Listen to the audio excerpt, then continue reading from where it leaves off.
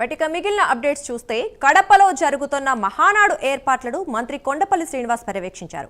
గత ఎన్నికల్లో కడప ప్రజలు కూటమి నేతలను భారీ మెజార్టీతో గెలిపించారని మంత్రి కొండపల్లి శ్రీనివాస్ అన్నారు.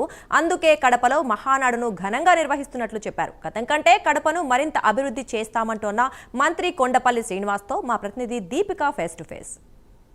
మొత్తానికి మహానాడు ప్రాంగణం అంతా దద్దరిల్లిపోతుంది. రోడ్లన్నీ కూడా పచ్చదనంతో నిండిపోయాయి, పసుపు జెండాలతో నిండిపోయాయి. ప్రాంగణం అంతా కూడా ఇప్పటికే జనసంద్రంగా మారిపోయింది. అంటే రేపు స్టార్ట్ అయ్యే ముందు కూడా ఈ రోజు నుంచి అంటే గత 4 రోజుల నుంచి కూడా జనాలందరూ కూడా చాలా మంది వస్తున్నారు. ఇక్కడ ఏర్పాట్లు అయితే కంప్లీట్గా ఆల్మోస్ట్ 85% అయిపోయినాయి.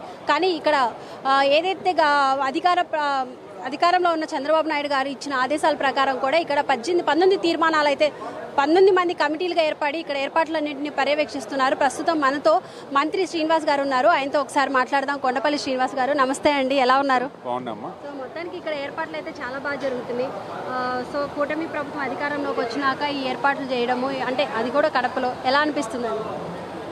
చాలా గౌరవ ముఖ్యమంత్రి వాళ్ళు మొదటి నుంచి కూడా మనం కడపలో పెద్దగా చేద్దాం, ఎందుకంటే ఎప్పుడూ లేనట్టు విధంగా ఈరోజు రాయలసీమ ప్రాంతం మొత్తం కూడా తెలుగుదేశానికి మంచి బలం చేకూర్చింది.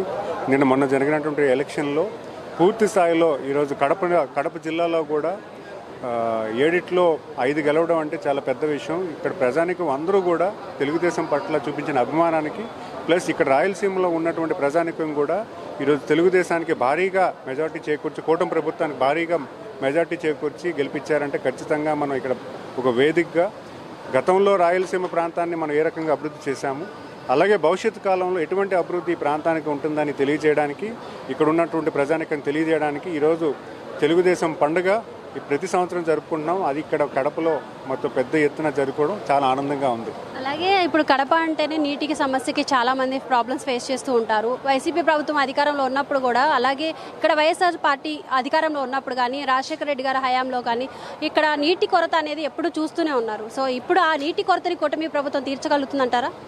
ఖచ్చితంగా రాయలసీమ ప్రాంతానికి వాటర్ అనేది ఇవ్వాలనే ఈరోజు మన పోలవరం ప్రాజెక్టు రైట్ కెనాల్ని ఈరోజు రాయలసీమ ప్రాంతం మొత్తానికి వాటర్ వచ్చేలాగా ఈరోజు గౌరవ ముఖ్యమంత్రి వాళ్ళు ప్లాన్ చేస్తున్నారు. అలాగే జల్ జీవన్ మిషన్ ద్వారా కూడా కొన్ని ప్రాజెక్ట్స్ని కూడా పెద్ద ఎత్తున సస్టైనబుల్ వాటర్ సోర్స్ కింద కొన్ని ప్రాజెక్ట్స్ ఇక్కడ ఉంచి వాటిని కూడా బడ్జెట్ కూడా పెంచి ఇవ్వడం కూడా జరుగుతుంది. భవిష్యత్ కాలంలో రాయలసీమ ప్రాంతానికి వాటర్ అనేది ఇబ్బంది లేకుండా చేయడానికి కూడా పెద్ద ఎత్తున రివర్ ఇంటిగ్రేషన్ అవ్వచ్చు, అలాగే మైనర్ ఇరిగేషన్లో కూడా ప్రతి చెరువుకు కూడా వాటర్ కనెక్ట్ చేసే విధానాన్ని కూడా గౌరవ ముఖ్యమంత్రి కార్యక్రమం చేశారు. సో డెఫినెట్గా వాటర్ అనేది పెద్ద అసెట్ ఈరోజు రాయలసీమ ప్రాంతానికి ఇవ్వడం అంటే రాయలసీమే కాదు, రాష్ట్రం అంతా కూడా గౌరవ ముఖ్యమంత్రులు ప్లాన్ చేశారు. ఉత్తరాంధ్ర సొల్యూషన్ మంత్రికి కూడా ఈరోజు పెద్ద ఎత్తున సుమారు 13,000 కోట్ల రూపాయలని ఈరోజు బడ్జెట్ కింద ఒక ప్లాన్ వేసుకొని ఈరోజు ఖర్చు చేయడానికి ప్లాన్ చేశారు. అలాగే మొత్తం పోలవరంకి సుమారు 70,000 కోట్ల రూపాయలని ఈరోజు ప్లాన్ చేసి గౌరవ ముఖ్యమంత్రులు ప్లాన్ చేస్తున్నారంటే వాటర్ అనే ఇష్యూని లేకుండా సస్టైనబుల్ డ్రింకింగ్ వాటర్ అలాగే సాగునీరు కూడా ఈరోజు గౌరవ ముఖ్యమంత్రి గారు ప్లాన్ చేస్తున్నారు. అలాగే ఒకటి క్వశ్చన్ సార్, ఇప్పటి వరకు కడపలో ప్రజలందరూ కూడా వైఎస్ఆర్సీపీ పార్టీకి అండగా ఉండేవాళ్ళు. అంటే కూటమి ప్రభుత్వం అధికారంలోకి రావడం అనేది ఒక పెద్ద మిరాకిల్. ఇక్కడ అంటే 7 సీట్లకి 5 సీట్లు గెలవడం అనేది, సో ప్రజలే వైసీపీకి తగిన గుణపాఠం చెప్పారు అనే విధంగా కూడా ఉంది. సో ఇప్పుడు ఈ మహానాడు ఇక్కడ కడపలో పెట్టడము, అలాగే ఇది చూస్తుంటే గ్రాండ్ సక్సెస్ అయ్యేలా కనిపిస్తుంది. అంటే గ్రాండ్ సక్సెస్ అంటున్నారు కూడా కడప ప్రజలే స్వయంగా వాళ్ళే. సో జగన్ పని కంప్లీట్గా ఇక 11 సీట్లు కాకుండా 0 సీట్లకు వచ్చే అవకాశం ఎక్కువ ఉందంటారా?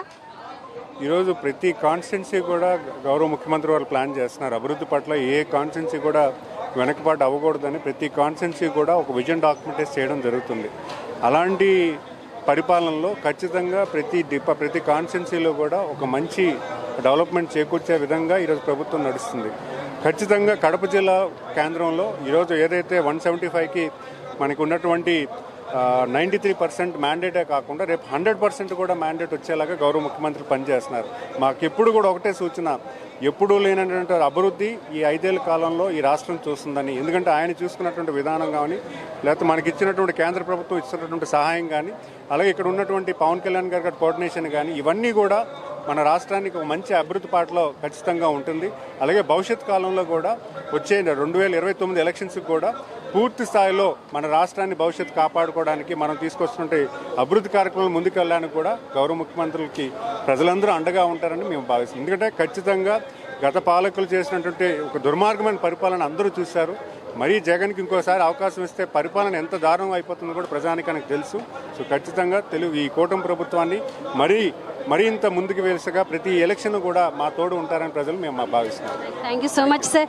సో మొత్తానికి చూసారు కదా, కడప జిల్లాని అభివృద్ధి పదంలో నడిపించడానికే మేము ముందుకు వెళ్తున్నాం. మహానాడు కార్యక్రమం గ్రాండ్ సక్సెస్ అవ్వబోతుంది. అందరూ కూడా వాళ్ళకి వాళ్ళు ఎవరు ప్రభుత్వం అధికారంలోకి వస్తే మనం అభివృద్ధి చెందుతాము అనే విధంగా కూడా భావించే 7 సీట్లకి కూడా 5 సీట్లు మాత్రము కూటమి ప్రభుత్వానికి ఇచ్చారు. 2 సీట్లు మాత్రమే వైఎస్ఆర్సీపీ పార్టీకి ఇచ్చారు. ఇప్పుడు మహానాడు కార్యక్రమంలో అన్ని ఏర్పాట్లు కూడా స్వయంగా చంద్రబాబు నాయుడు గారు దగ్గరుండి 19 కమిటీలను ఏర్పాట్లు చేసి కూడా పర్యవేక్షిస్తున్నారంటూ కూడా మంత్రి కొండపల్లి శ్రీనివాస్ గారు చెప్తున్నారు. కెమెరామెన్ రాకేష్తో దీపిక, మహానాడు ప్రాంగణం నుంచి.